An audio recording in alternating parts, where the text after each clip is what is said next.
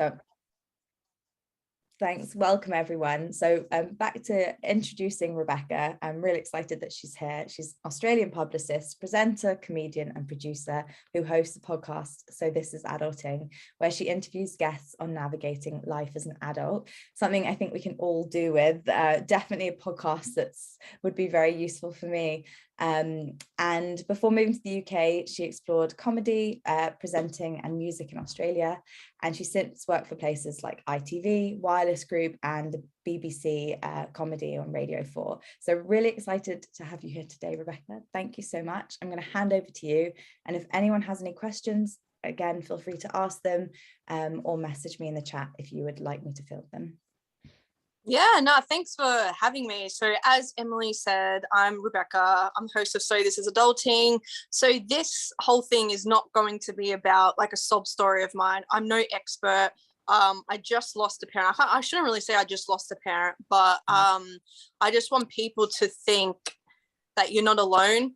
And this is why I think it's great what everyone is here doing. I don't know what anyone's story is in this situation, but we can all talk a bit later. And I want you guys to ask me questions.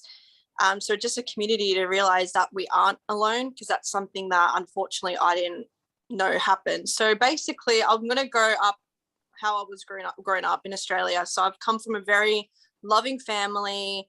I just kind of, every single event that we went to as a kid, it was just so much fun. It was just lovable and everything. So 16 years old, I'm 28 now. I lost my mom when I was 16.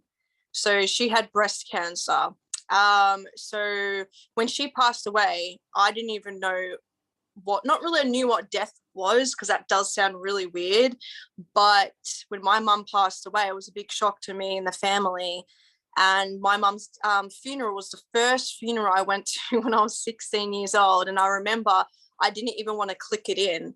And I'm 28 years old now. And it took me 10 years to see a professional, because I didn't want to come to terms with the fact that I lost my mum. So basically the aftermath of my mum's death really stuck a chord with me and the family. She was everything to all of us. We didn't know what to do. We didn't know how to fix things. I don't know if that's the same thing that happened to anyone here that might be going through something similar. But for me, the hardest part is doing the milestones, like having a first boyfriend, and even when I get married, having kids. I still to this day get upset. So that's why I'm going to let you guys know. I'm going to be very brutally honest in this session. It doesn't get any easier.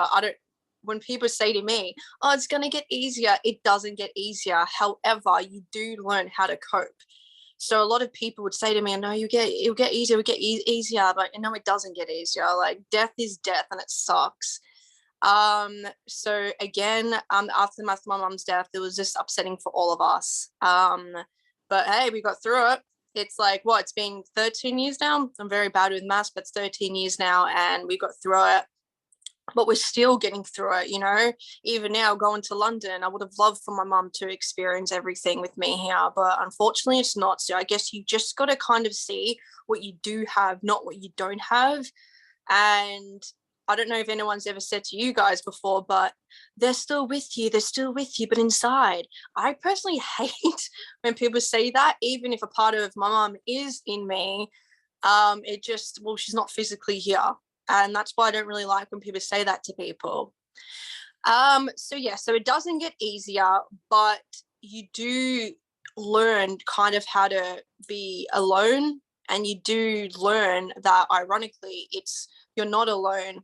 So throughout my whole high school, I was the only one in my high school that only had one parent, even if my dad's amazing. But even like the whole situation about trying to replace my mom, well, not replace my mom, but my dad remarrying, that was so difficult for me and my brother, because she wasn't exactly the nicest person in the world.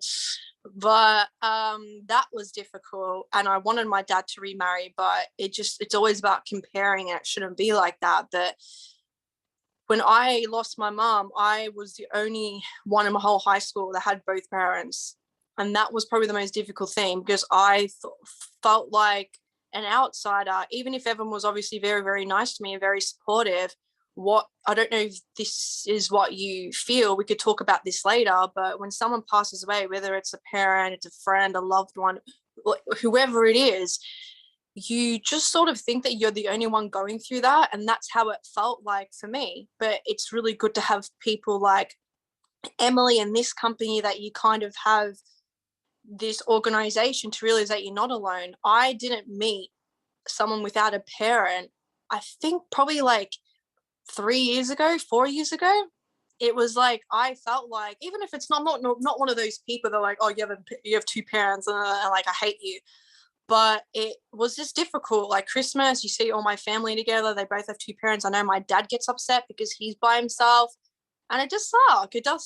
But it's all about thinking that you're not alone, because you're actually not alone. You might think that you are, but you're not the only one that has lost someone in your life.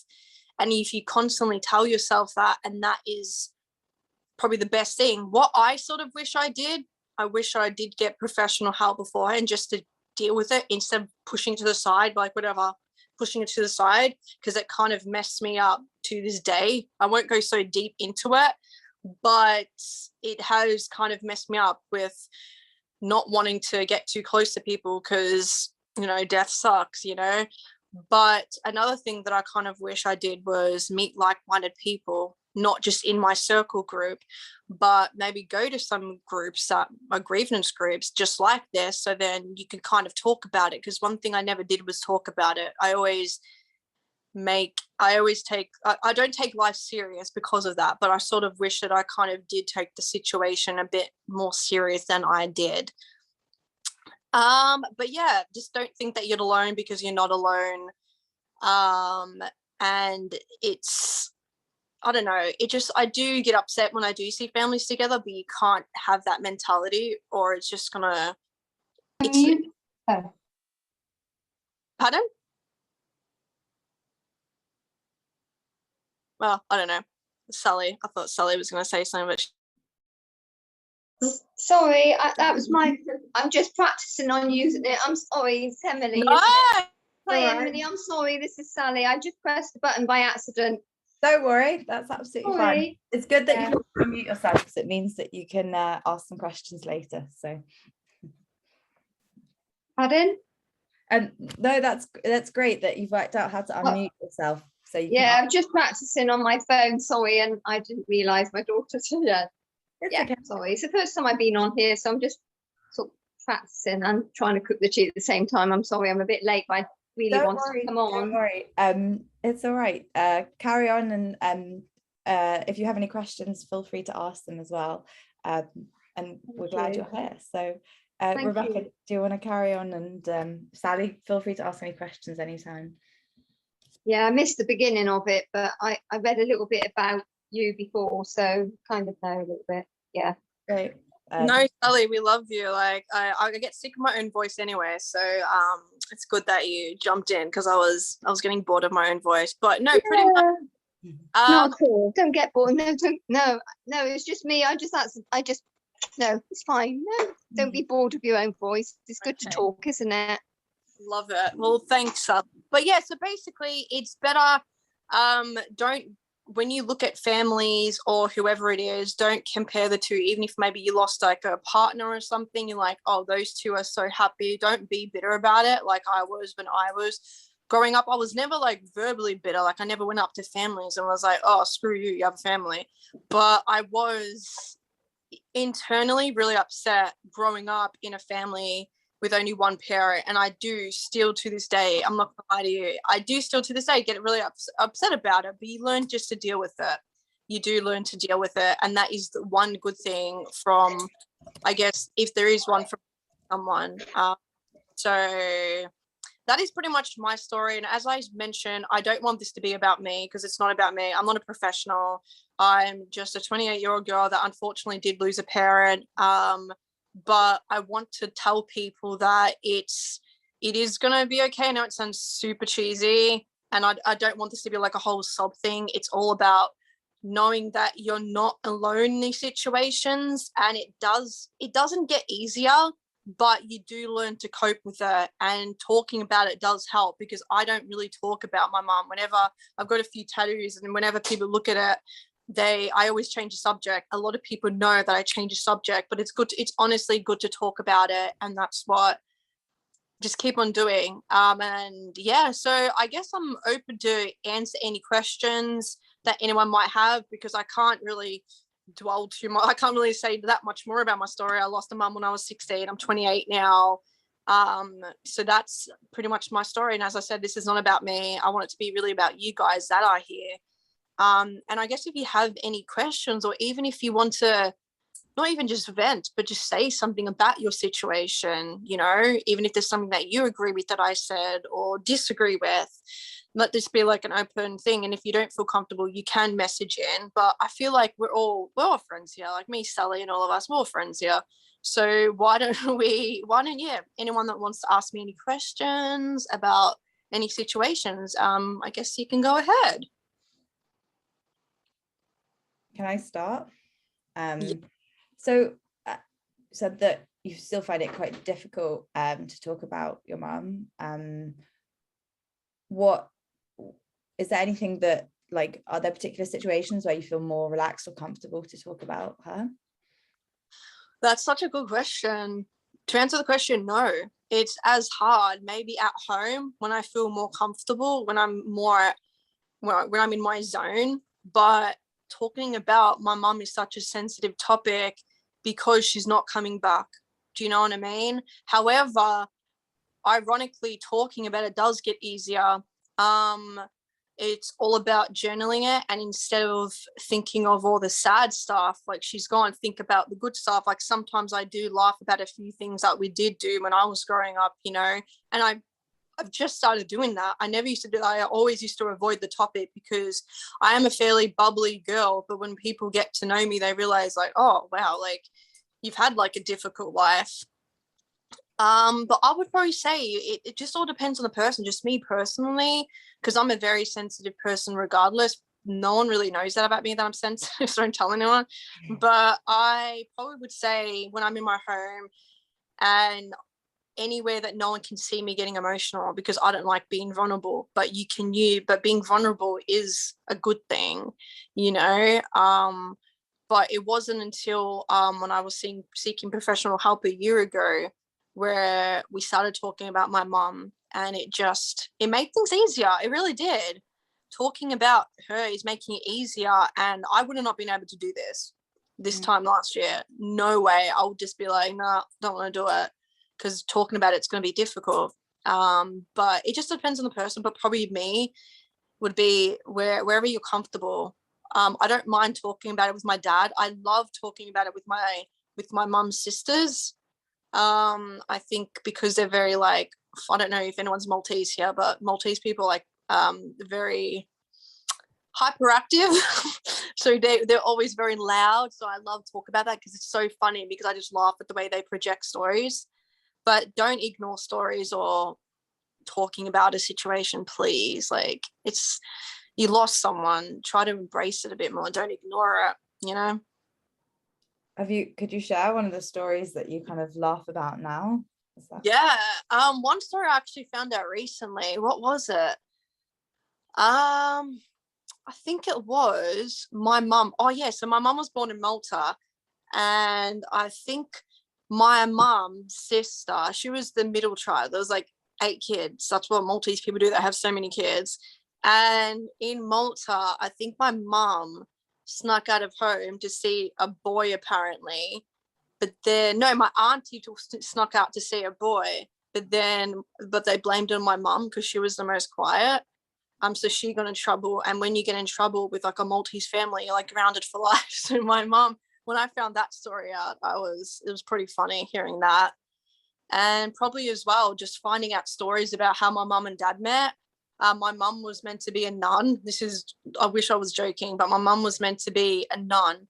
And then she met my dad and she's like, I don't want to be a nun anymore.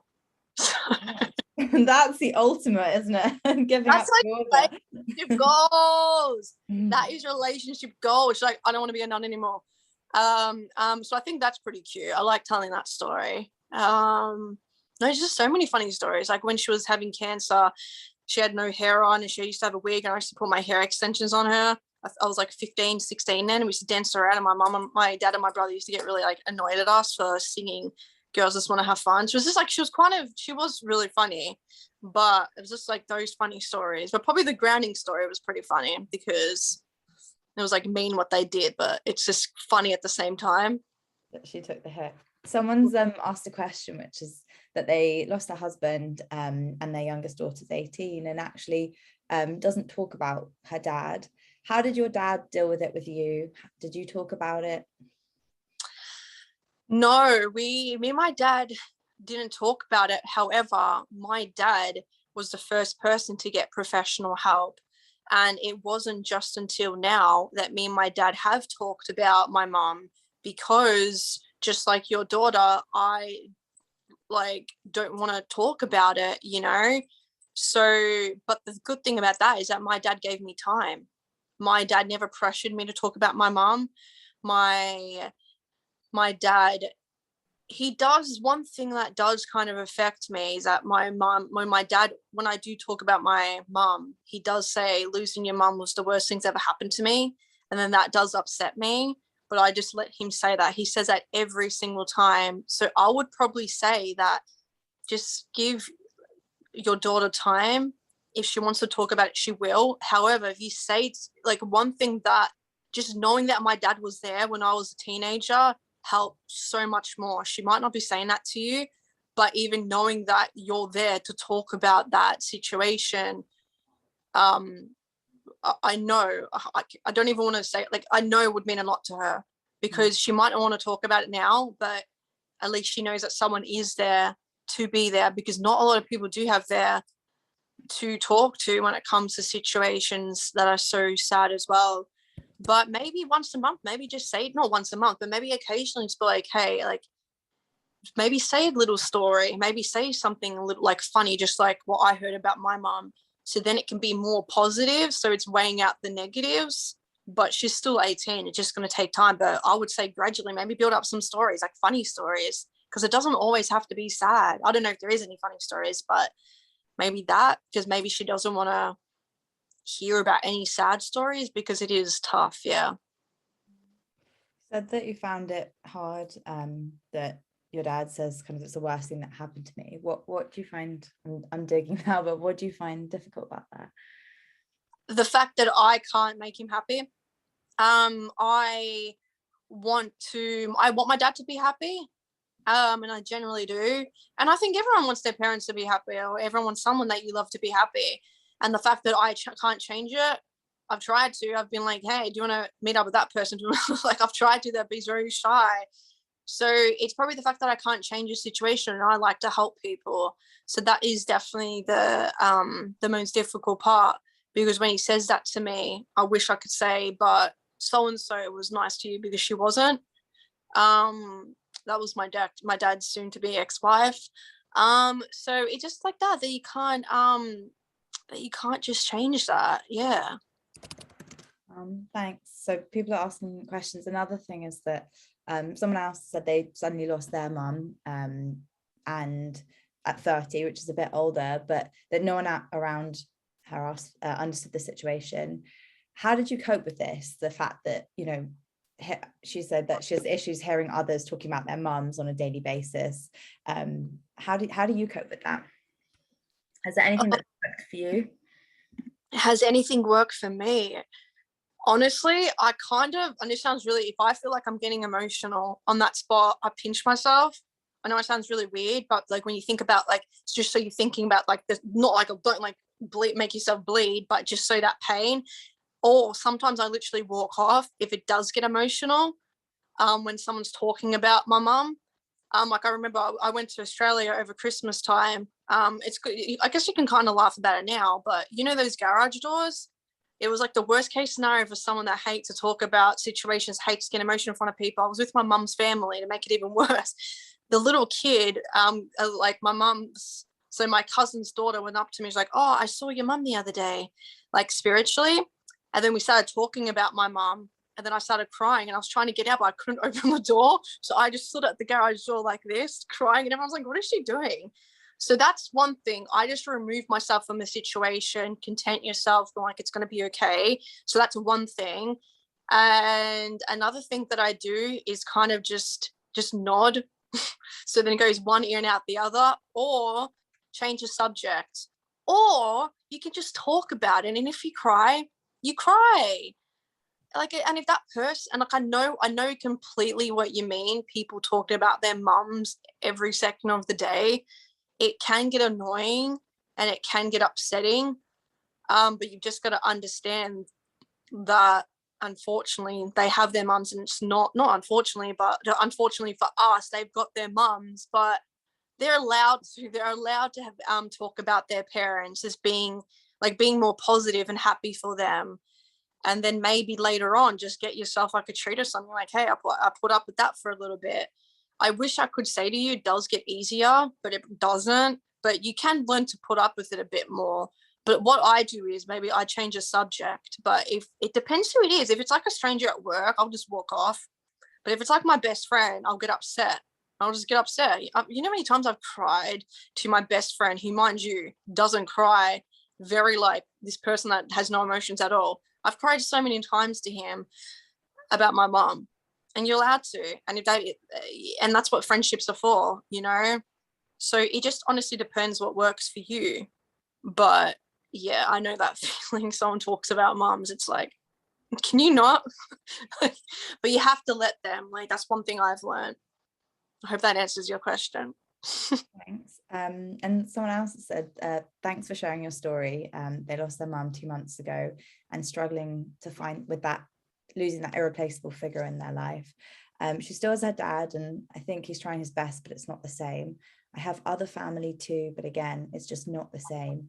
Did you find this too? And how have you coped without that mum role in your life to give you guidance, someone who knows you so well? I feel for you. What's that person's name? That's Shelley. Shelley, I completely know what you feel. And again, it doesn't get easier, but you learn to cope with it. It's been only 2 months and you are allowed to grieve. You're probably still grieving. However, going to this event now is showing how strong you are. And I'm not even being cheesy. I'm not a cheesy person, but even going to this now shows how strong you are. But I guess what I did, I'm very lucky that I have a dad that had to be a mum figure to me and a dad figure. He's very like feminine, I guess you can say. Like, we go to tea parties together. It sounds really weird, but I was lucky enough to have that. But then I guess I then gone drawn to like maybe some other female figures in my life. I had a best friend at the time who, no one will ever replace your mum, but to get that comfort from a mum, because getting comfort from your dad is not the same than a mum. Like, even talking to your dad about relationships, it's not the same, you know. It's awkward. My dad had to have the talk with me, and I'm like, can you not do that? Go away. But what I did was I didn't speak about it, which I don't want you to do. I want you to speak to like maybe a professional about it. But I would say maybe if there's any other female figures in your life that can give you that love, I would probably give them. You won't replace your mum, but it will give you that sense of love. You know, I don't know if you have any aunties or cousins that you can go to give you that advice. If you have any friendships that can help out with, or any groups that you can attend. So that's what I did. I kind of ignored it for a little bit. When I mean by a little bit, I mean like 10 years. So don't do that. But definitely I just led on to my best friend's mum, who was really good to me. She became like a mum to me. But just going to those type of things, maybe just reading or going for a walk or seeing a professional, but no one will ever replace her. You just kind of learn to love yourself. And then I guess if there's situations what you think your mum would say to you, then do that. You know, I don't know if that makes sense at all, but even when I'm getting nervous about something, like, oh, well, if I'm not doing this for myself, I'm doing that for her. But just let yourself grieve. Don't even think about how to get yourself to feel better. because like you're still at a grieving point, you know. So that's the only thing I would say. Just let yourself grieve, and yeah, don't push any family members away, because that's what I did. Because I'm like, yeah, not my mom. but yeah, but I'm so sorry to hear that. It does suck, but you're not alone, honestly. Knowing that someone else has lost a mom, ironically, I don't know if that will make you feel any better, but just let yourself naturally heal. How did you said that you've like recently, or after 10 years, started getting professional help? What were kind of the pivot points for you in terms of getting support or looking for help or talking about it? So I remember at the hospital, everyone was like, you need to see someone pretty much straight away. I'm like, no, like straight out, because I just didn't want to, like, I guess like when you see someone, that means like they are gone. You know, that's why she passed away before Christmas. So that's why I never wanted to have a good Christmas, because if I felt guilty of having a good Christmas without her. But it wasn't last year was the only year I had a pretty good Christmas without her. So what was the question? I got sidetracked. Like what was the, sounds like, you know, yeah, you kind of maybe buried your head a bit and then have kind of popped up and said, actually I want to like start, you know, opening up and exploring this grief. Like, were there any turning points or moments that helped you do that? Yeah, well, I guess on and off was diagnosed with depression and anxiety. So I guess it took me 10 years, I guess, because I guess I could notice a change in me. When I moved from Melbourne to Canberra for my first job in radio, I lost a lot of my friends, and that got me in a deep depression. And then it wasn't until I noticed for me that it was turning for me to it just basically just made me feel that I was I didn't want to let people in. So then I guess it just said I need to get professional help. No one really told me to. I made that decision. So yeah, no one, I just was like, I could tell that I couldn't really open up to people because of that situation. So then yeah, I just thought I needed to get help, and I wanted to embrace help. And then I did. I'm still struggling with it, but I'm embracing the help. Yeah. It is so hard when you like lose someone you love I found to learn to kind of be vulnerable. And there's that thing of like, well, what's the point if you can just disappear? Yeah. And Barbara said that you lost your mum 10 years ago and find that it does get easier, and I can now think of my mum and treasure the good times I shared with her. That's lovely to hear, Barbara. Yeah. Yeah, someone else asked a question. So, hey, Rebecca, I wanted to ask how to deal with the anger and the hopelessness. I'm 32 years old, and I'm struggling to get hold of my emotions. But at 16, your anger must have been incomprehensible. How do you deal with all that overwhelming rage that comes with someone loved being taken away from you? Oh my God, I just know exactly what you feel. Even now I get angry sometimes. I think I even got angry today, actually. No, not angry today, like even the other day about it. But then you just kind of honestly, like, you do 6 like breathing really helps, because you center yourself. I do affirmations every morning, because then you're basically thinking of the good things instead of the bad things. I tend not to watch anything that I know is going to trigger me. The trigger word for me is cancer.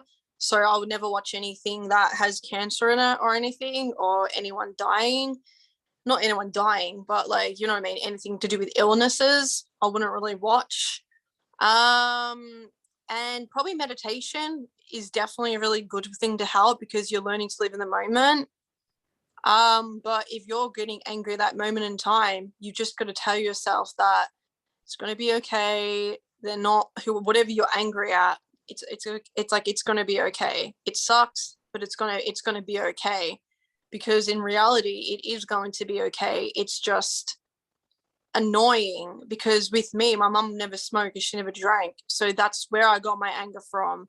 but it also then got me worried that if someone like her could pass away, then what's going to happen to someone like me? So just about the different section, which I won't mention now, is just about getting myself checked, and always doing tests and stuff to see if it is going to happen. It just kind of triggered that sort of worry in me. But yeah, that's probably the anger that I do get about how healthy my mum was, and how nice she was as well, and that she passed away, and there's like murderers out there that are still living. That's the anger that I got. But you honestly just can't think like that. Don't even think like that, because it's not going to help you, you know. And you're in your 30s, yeah, you don't want to live in an unhappy life, because you would know that losing some life's too short. That's how I like to think of it anyway. Have you found that as you've got older, your relationship with your emotions has changed? Yeah, definitely. I kind of embrace it a bit more, because I'm a very bubbly person. Whenever I'm sad, let's say an anniversary, someone's always like, what's wrong? But I've let myself be emotional when I want to be emotional. I've let myself be since I'm like, look, I'm a sensitive person and I accept that. So it's all about accepting it. But you do, even if I'm getting older about it, you just learn how to deal with the pain. It's not really, your pain's not really going. I know that's probably hard to hear for some people here, but the pain's always going to be there. It's just about, I guess, accepting it and learning to deal with it, because you are going to learn to deal with it, you know. The first Christmas, the first anniversary is it's going to be hard, but you just learn to deal with it, you know. But you just have to be nice to yourself. Have you tried, did you try and test, have you got any funny stories of trying and testing ways to learn to deal with it? I don't know if it's that funny, but I know we all cycled through a few kind of highs and lows and strange habits, I've heard. Well, I guess, I don't know. I don't know if you've watched the movie Beaches before, but oh my God, no, I'll say this one story and I'll never do this again. This is actually really embarrassing, but the year my mum passed away, so my mum passed away in December, and then I want to hear from Sally, because Sally really wanted to talk. So after I say this, if you have a question, Sally, that you wanted to say it. So basically, I can't believe I'm going to say this. So my mum passed away in December the 8th, yeah? And so obviously it's January, December 31st is, sorry, can you see me? Okay, yeah. So then, so New Year's Eve, my friends, so I was like 17. So me and my friends decided it would be good, we should try to talk to my mum. So we did a Ouija board. It never happened again, because it's obviously your body's telling you what the answers are. So obviously I was like, okay, mum, what's your middle name? And I was moving, I'm like, oh my God, it's her.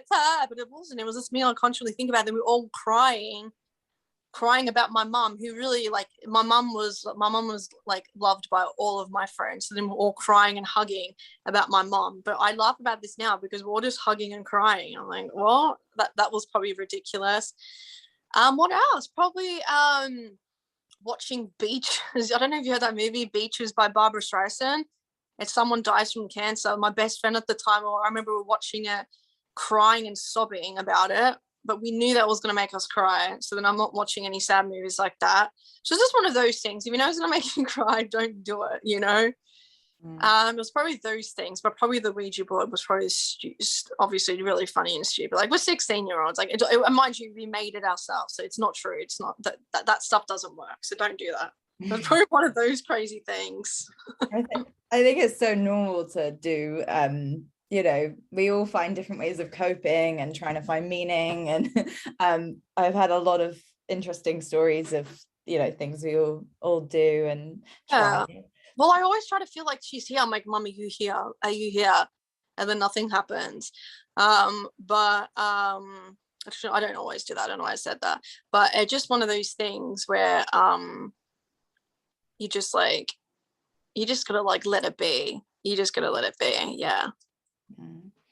Has anyone got any other questions? Just Sally, do you want to talk? Do you want to ask a question? Is she still here? Wait, Sally, if you just unmute yourself. Hello, can you hear me? Hello. Oh, Sally. Hi. Yeah. Yeah, I'm just sat here listening to you. My daughter sat next to me. She's 19. Jess lost her dad. I lost my husband 15 months ago. So it's quite nice that Jess is listening, because you guys, obviously I'm an older lady. I'm old, but you guys are younger, so it's quite nice Jess listening to your feelings and how you're, obviously this was Jess's dad, my husband. So there's quite a few things that you were saying that Jess was saying, yes, I get it, wouldn't you, Jess? She doesn't want to talk, she says, but she's just sat next to me. We're just at the dinner table. We were just, I mean, I don't know what you want me to talk about. I mean, I'm just thought I'd I thought you had a question. That's why I wanted to come on. No, not really, because a lot of things you were saying, I mean, Jess is 19, you're a young lady, and she could relate to a lot of things that you were saying because of Jess. Yeah, so and she said, oh, I don't get overwhelmed, and didn't you? What did you say, Jess? Help me through this, please. It's fine, you guys. There's someone else has asked a question, so I can move it on if you want. Thanks, nice, Sally and Jess. Thanks for joining us. Gemma's asked. She said her mum passed away in December, just before Christmas. How have you managed to get through each Christmas? Yeah, and thanks, Sally. Thanks, Sally, for coming on. Just be there for each other, and they'll be fine. So basically, I really want to say to you that it's going to get easier, but I'm not going to lie to you. It's not going to get easier, but you learn to cope with it. How I learned to cope with it is not doing the same traditions that me and my mum used to do. I think the second year I did do it, and it was very, very upsetting. But I don't think that's necessarily a good thing. I think you should probably still do the same traditions, whether you put up a Christmas tree or whether you go out for dinner or whatever you do. I just didn't do that, and that's what I don't necessarily agree.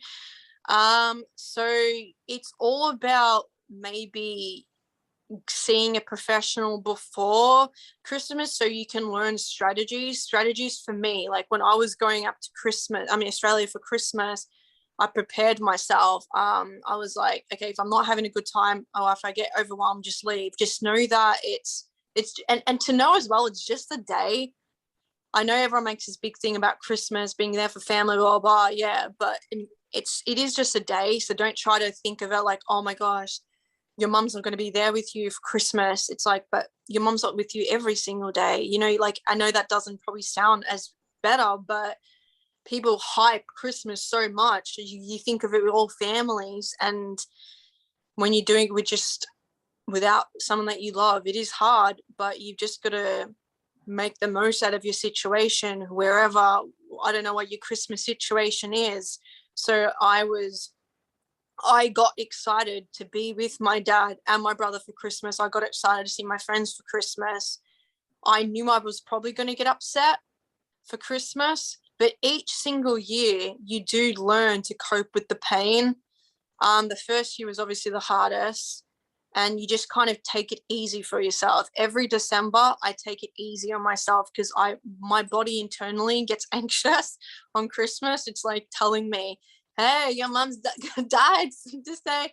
It's like your body. So I take it easy for myself, and I let people know if I'm working with someone. I'm like, hey, I might be a bit quiet because of this situation. And then buy yourself something awesome.